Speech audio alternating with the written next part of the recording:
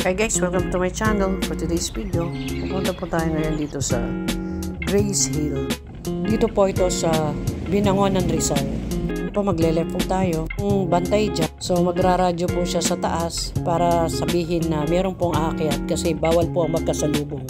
Sobrang tarik po ng area. So yan po, nag-stop ako saglit para po bumuelo pa akyat. So yan guys, may bababa. Wait po natin makababa yung nakamotor. So pagkababa po nila, itetest po nila kung kaya kasi medyo madulas po yung area. So yan po yung guys yung nakamotor. So family sila. So pwede naman po. So talaga lang pong kailangan po okay yung sasakyan na dadalhin nyo. Bawal po kasi magkasalubong dito at pagka po maulan, delikado po yung lugar. So guys, narito na po kami. So papasok na kami sa loob. Yan po.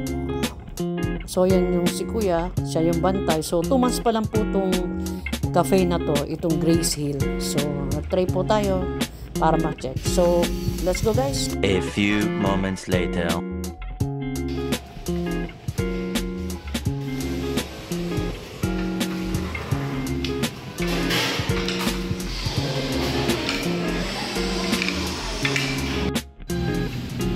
So guys, maganda yung loob.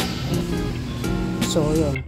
Ito pong kape, ito po, sobrang sarap po nito. So ito ay 180. So yung isa naman po namin na in-order, yung chicken inasal. So nasa 320. So yan guys, pahinga muna. Sobrang taas kasi. Sobrang napagod sa ride. So yan po yung chicken inasal. So okay naman po siya. Check po yan sa akin. Dito po yan sa Grace Hill. So medyo okay po yung lugar. So sa loob mahangin. Electric pan.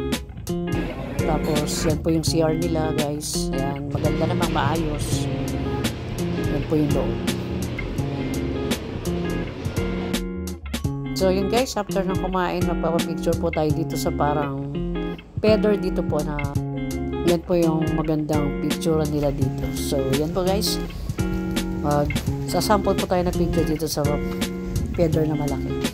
So yan guys, so maganda po dito. So mag-enjoy ka, mahangin, so makakapagpa-picture. Yun nga lang po, so challenge po ang tawag nila kasi yung lugar medyo matarik po talaga yung lugar, sobrang layo. Dito lang po sa Binangonan. So pagdating po nyo ng Sikatan, pwede na po kayo magtanong doon. Meron pong guide para makarating dito. So yan po guys, bababa na kami. So ito naman po yung area na dapat kaming mag-ingat. So ito na po guys yung pababa namin. So ang ganda po dito, ang sarap po ng mga food. So yung area bagong-bago. So maraming po nang nagpupunta. So yun nga lang po, talagang intayan. So pagbaba po namin dyan, ayan, meron din po isang pwede kayo magpa-picture. So yun po yung area para sa paraglide. Yan po, pag umakyat po kayo dyan, pwede po kayo mag-paraglide. So hindi na po kami umakyat kasi sobrang taas. Kaya nagpa-picture na lang po kami sa area. So yan guys, pauwi na po kami. So challenge na po namin yung pauwi.